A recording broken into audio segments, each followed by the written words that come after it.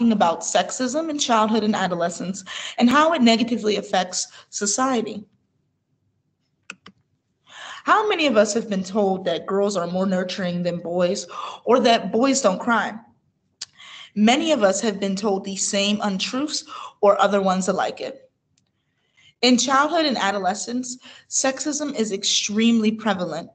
And not only does it hinder our children's ability to learn, but it also negatively affects the efficiency of the society we live in today.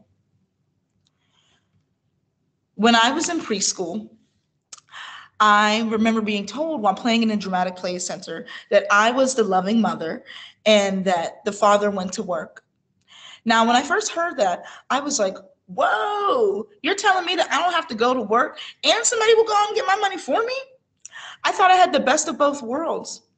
But what I didn't realize was that women need to be a part of the workforce and have the right to be a part of the workforce, and that men need to be a foundational component to family love just as much as women. I also didn't realize that families and parents I didn't realize that families could have queer parents and children. Sexism is stereotypes, prejudice, and discrimination on the basis of gender or gender expression.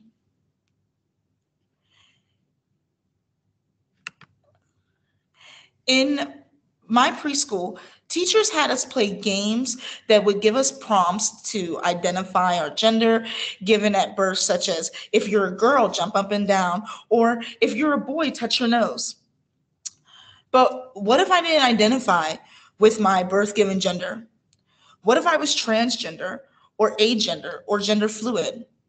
I was forced and felt compelled to identify as cisgender in order to be accepted, just as many of us have felt and still may be feeling. In recent years, more researchers have found that children's degree of gender nonconformity is related to risk of verbal, psychological, and physical abuse by parents, as well as rejection by their peers.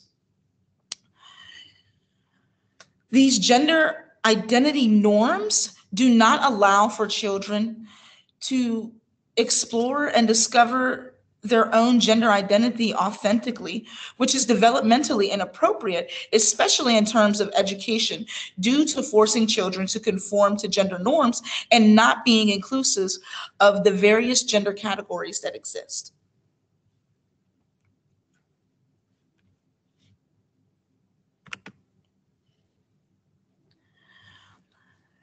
In one study of US adolescents, many girls reported hearing negative comments from male and female peers about girls' abilities in math, science, or computers.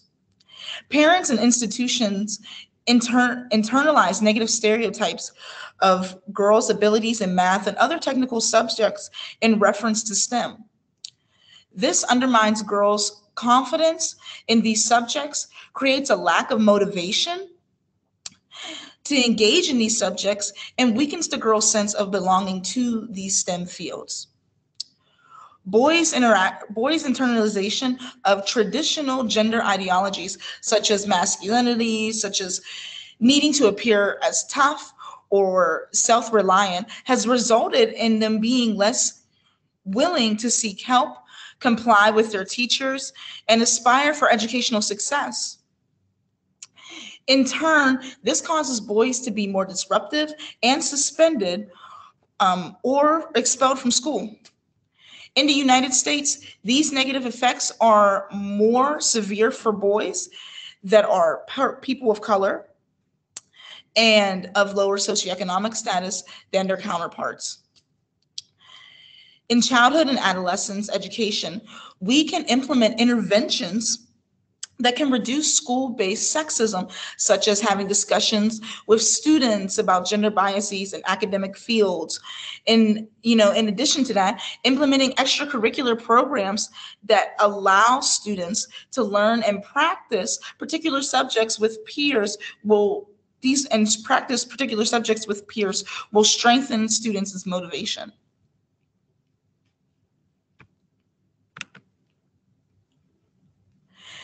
These exaggerated stereotypical ideas, developmental psychologists have found that girls and boys are sexualized through social media. Boys are taught to focus on girls as sexual objects, while girls are taught to focus on their sexualized appearance. Boys are also expected to be unrealistically muscular, strong, and unemotional. Boy, and we've all been there, trying to look a certain way to be accepted. It's painful, exhausting, and it demolishes our self-image. These exaggerated stereotypical ideas of attractiveness are largely unattainable for most people and reinforce traditional gender differences in power, where men are supposed to be strong and imposing while women are supposed to be decorative. In one national survey of US adolescents, 56% of girls and 40% of boys reported being sexually harassed. Additionally, there are variations in sexual harassment based on sexual orientations and gender identities. The highest rates of sexual harassment were among the queer community. Although cisgender boys and girls are sexually harassed as well, the queer community is at a higher risk to encounter these attacks due to their nonconformity to their birth given gender and nonconformity to societal sexual orientational norms. This causes lower self-esteem, depression, and anxiety, and declines academic motivation and performance. I personally identify as a Black queer woman. I was constantly oppressed and ridiculed for not conforming to gender norms in the way I dressed and presented myself. Even still to this day, I am still ridiculed for those same reasons. For most of my adolescence, I hid and my true gender identity from the world and sadly, also from myself. It wasn't until I went to college that I finally started to accept my gender identity. I'm currently still working with my internalized gender biases and from the trauma gender conformity has caused me.